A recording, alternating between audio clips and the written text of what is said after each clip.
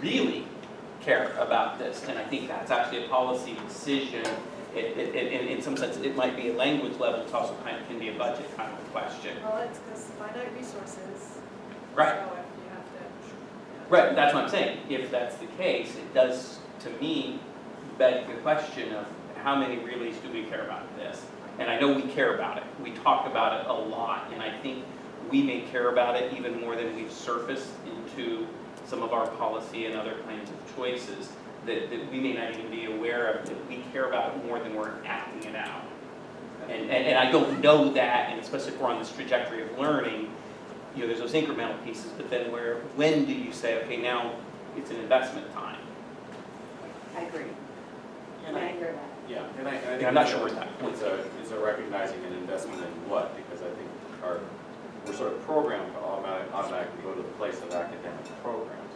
But I think the perceptions of belonging and inclusion, Yeah. that's not an academic program, but that could be a very powerful lever at addressing disparities that we see in performance.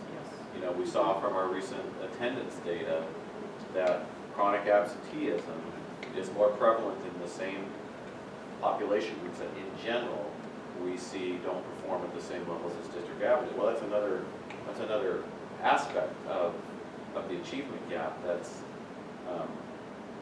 might be beyond an academic program. You know, maybe it goes to perceptions of belonging and inclusion. Yeah, I think that's what I'm speaking of though, because we get these data points in our updates of our board goals, and we see the same data point every time. And so I'm wondering, does this information tease out? So like you said, putting it, maybe kids need more social support, finding ways to connect them, I don't know. Or curriculum that they can relate to. Right. So some of the questions that were in the survey really got at the feeling of inclusion and belonging with activities before and after school and sports and, you know, parents attending, you know, the community, you know, the PTA or their kids' events and things like that. So I think it will tease out some information. I saw that. Family dinners. And I was thinking about and reflecting on this in some of the recent Seattle Times articles on Massachusetts, and you know, there's a state that's probably considered the leader in the nation as far as investing in their investments in academic programs. And actually, what they've seen is, you know, great gains in achievement and a widening achievement gap. So, what is it in their investments of academic programs has been missed? It seems like they moved everything. They did move things up before they were brought up on the paper, but then the gap went up more. And that same thing has happened in Washington State as well. I mean, achievement levels have gone up across the board, and the gap has gotten wider. You know, so it's a complex issue that, you know, like I say, if it was about an academic program, heck, I get 24 emails a day from somebody who's got the magic cure. So. Yeah, but I don't think it is. I agree with you. I don't think it is either. I think it's in some of these underlying things. And It's multifaceted. yes. Well, yeah, although, Yeah, but somewhere. More complicated, yeah. That- well, it's actually, well, I mean, one of the books we were talking about. I'm just hoping that Right. that this elucidates some of that so that we now know. Right.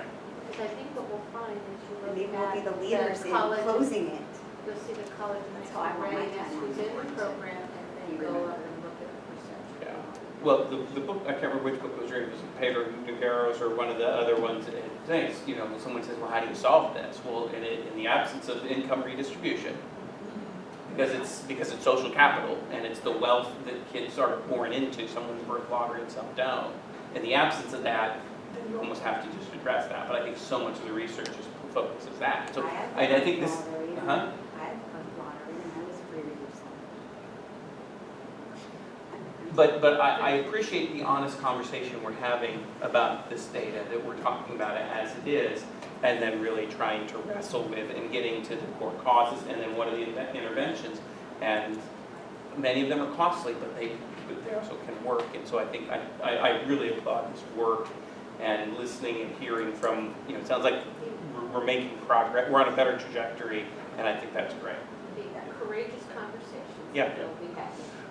And if I can, just one other thing you said this, and it's like, I used to be the chair of the diversity committee at University of Washington in the Emmett School, and we moved from saying, we want to make this conversation not be uncomfortable, saying, oh, we're just going to barrel right in, and this is going to be an uncomfortable conversation, and we're going to have it anyway. And that's going to be able to move us to the courageous conversation, I think, and but even setting that tone. And this is great, that I don't think it was very uncomfortable here, but for some it could be, and I'm glad that that's what we need to keep happening. So, tickety top. Yeah, I know, we're eroding into the answer. I just want to acknowledge and thank again Carolyn, who really has spearheaded, particularly the work with Education Northwest, but a lot of the work around the overall equity and diversity plan, and really done a super job, so thank you, Carolyn. All right. Deanna, next turn. Deanna, do you need my clicker? Two minutes. Yes, please.